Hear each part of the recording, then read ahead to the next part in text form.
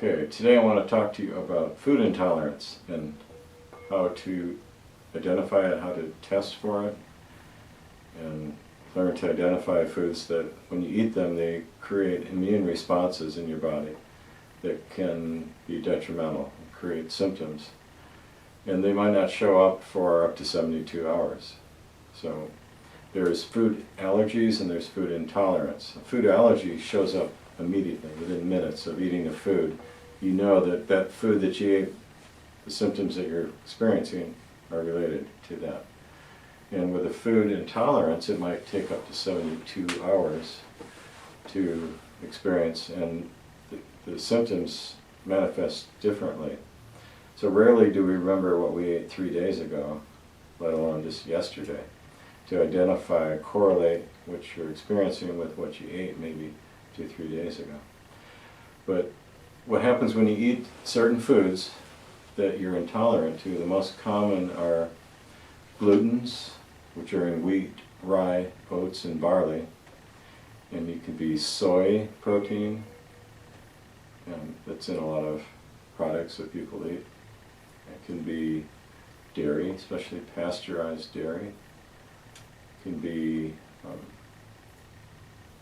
nightshade foods, like your sweet peppers, or actually any pepper, potatoes, tomatoes, eggplant. Actually, tobacco is in the nightshade family too. A lot of people don't actually eat that. So you can test these foods and identify them. Those are the most common. Eggs, yeast is a common food that people are intolerant to. So when you eat a food that you're allergic to, you know within minutes you get a response. It's called an immunoglobulin E, an IgE response. And it happens quickly, and it manifests primarily through the skin and the mucous membranes. So you might have difficulty breathing, you might break out in hives all over your skin, things like that.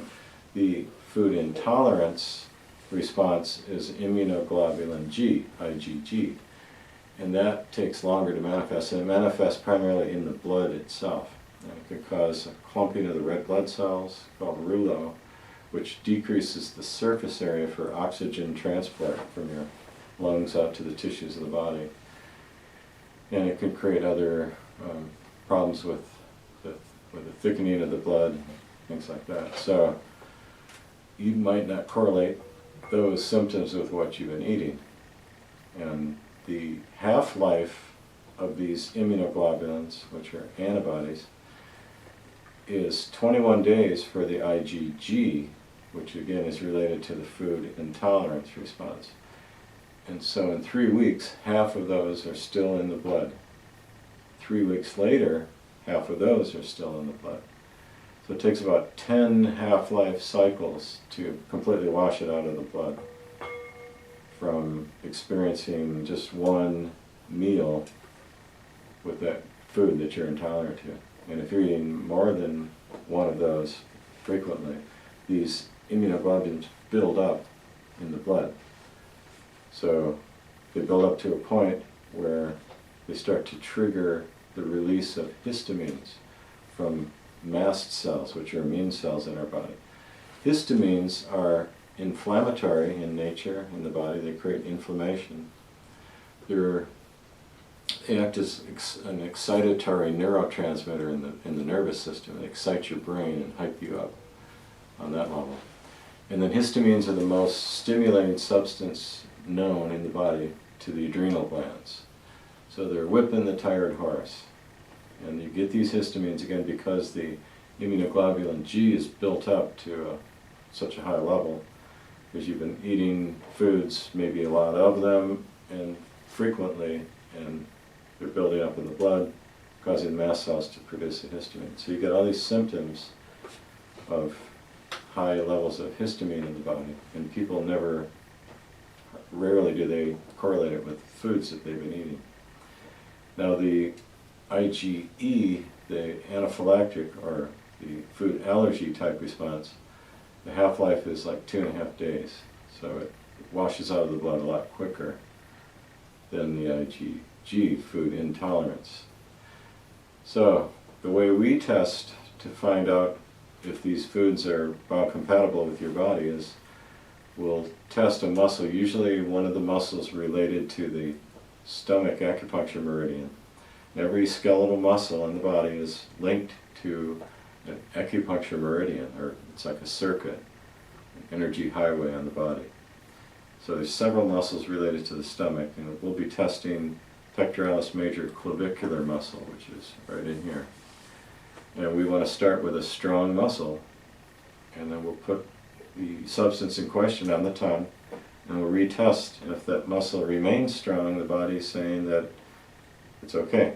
If it changes from strong to weak when you put it on the tongue, the body's telling you not good, and the body's responding in a way that you have a weakness in that muscle when you test it. So we'll test several several foods, and show you how to do this and how you can find out these foods for yourself.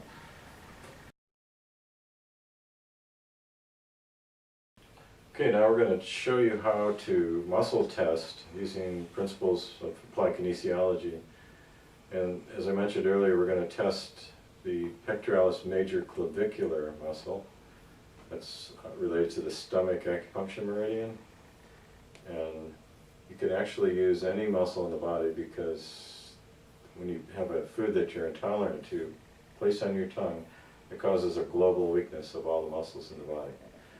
But for ease of how we're doing this, it's an accessible muscle, and one that you can easily tell the difference between a facilitated and inhibited function.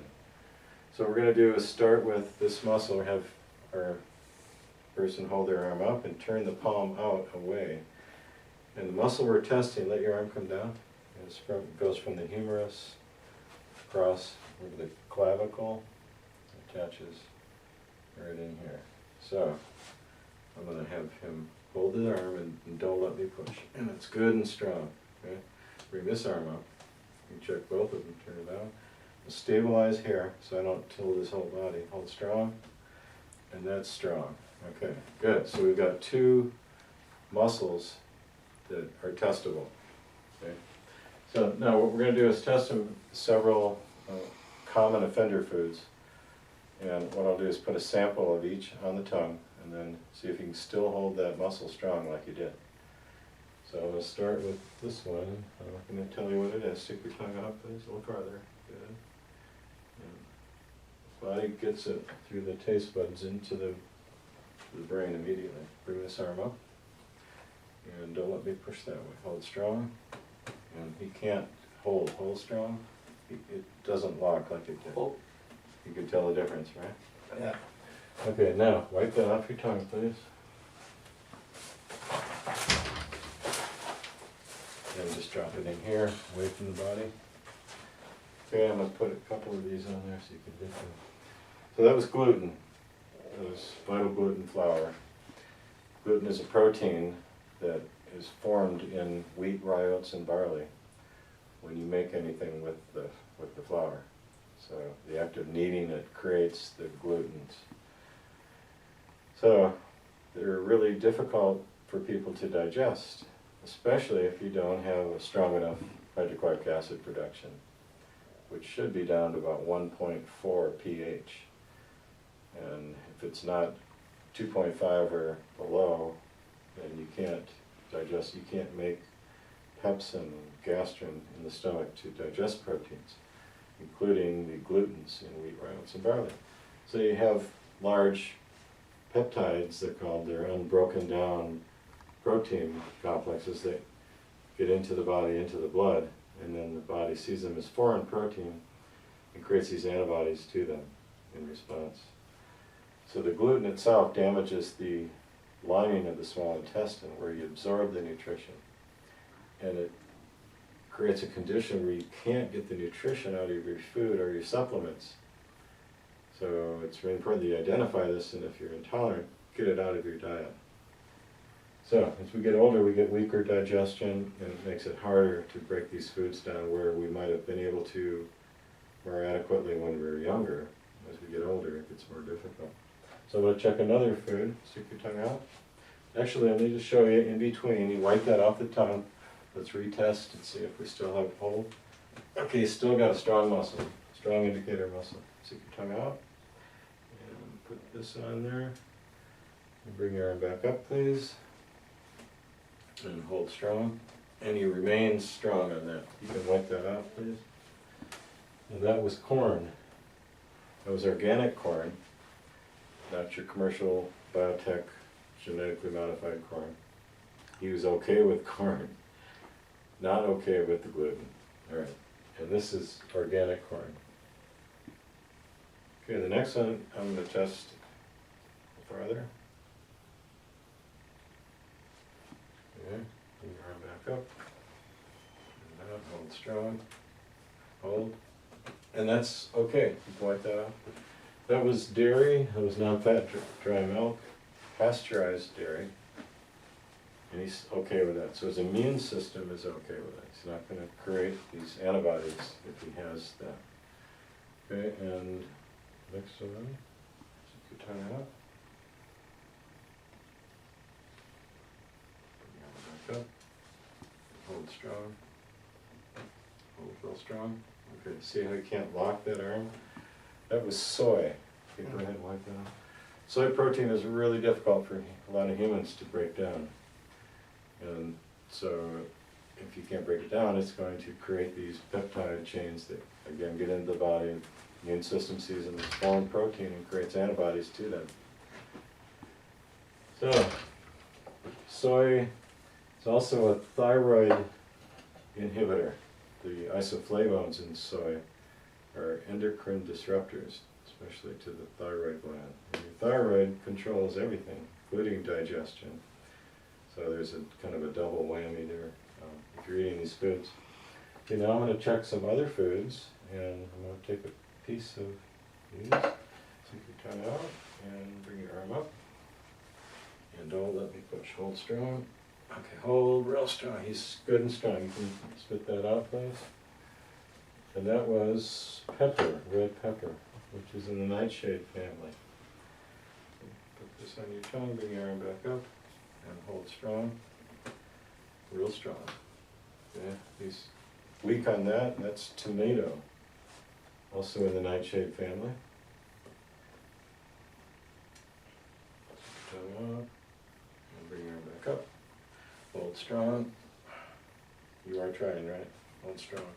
Okay, he's even weaker on that. That is potato, another nightshade food. And stick your tongue out. Taste that. Bring your arm back up. Hold strong. Hold. Okay, he's okay on that. That's eggplant, another nightshade food. So he was okay with peppers and eggplants, but not okay with tomatoes and potatoes. So think of all the foods that you have with potatoes and tomatoes that are causing a reaction in your body. And we're going to check them with another food here. So tongue out, put this on there and taste that. Bring your arm back up. Hold strong, real strong. And he's okay on that. That's peanuts. You can wipe that off your tongue.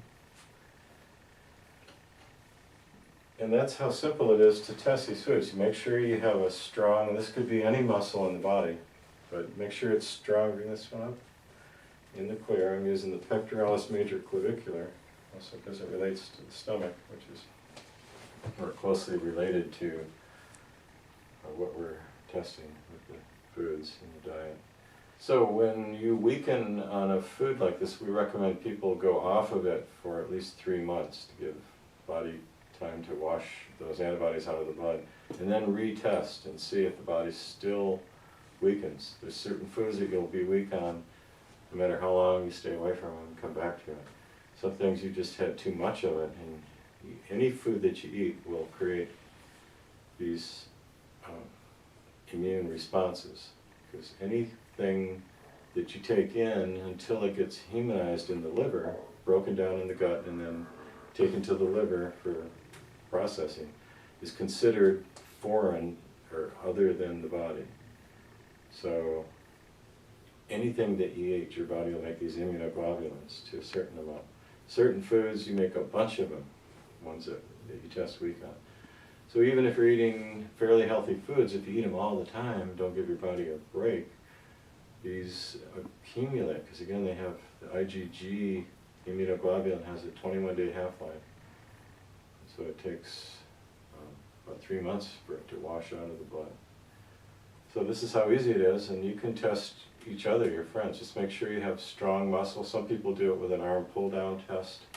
Make sure the person keeps their arm straight and they don't bend the arm and recruit other muscles to try to keep the arm from being weak. It's not a strength test, it's just asking the body, is this biocompatible with me? Is it okay for me to have? So, hope you understand this and can apply it.